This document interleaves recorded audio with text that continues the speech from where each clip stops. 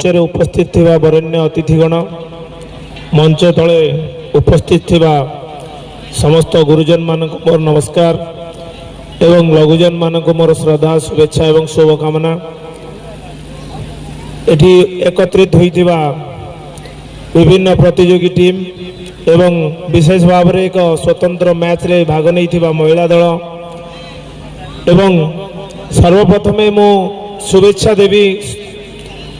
एवं बधाई जनईबी जो आयोजक टीम अच्छी सोयाबाली यार समस्त कर्मकर्ता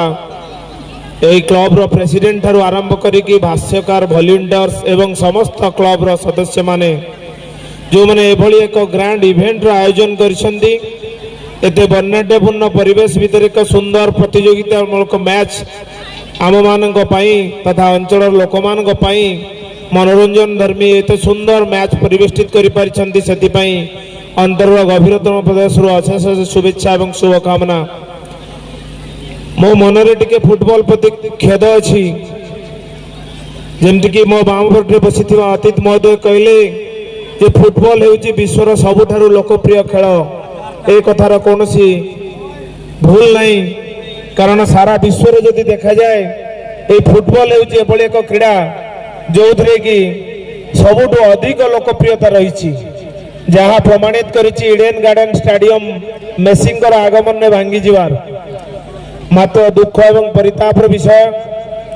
एक सच्चा भारतीय हिसाब से मु समस्त को आह्वान करवा चाहूँ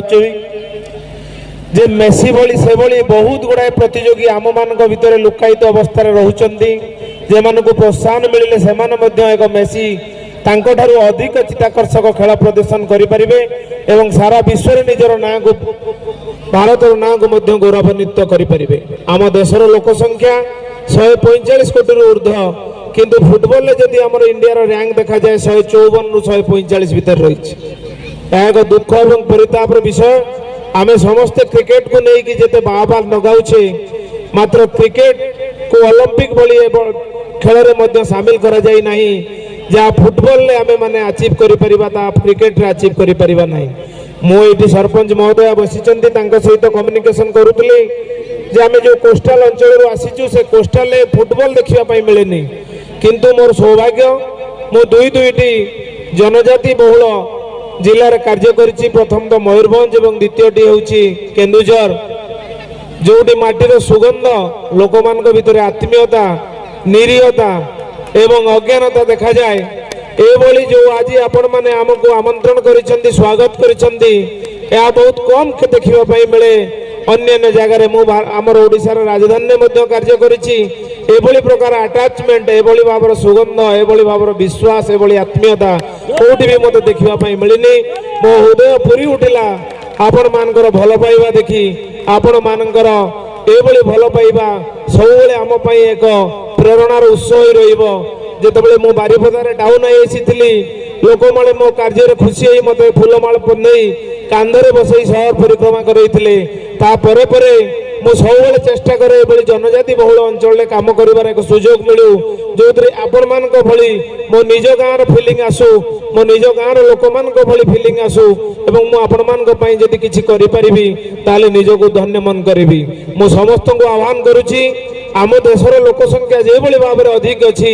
आम मान भीतर प्रतिभा से भली भरपूर होइकी अछि ए प्रतिभार परिस्फुटन हेबा पई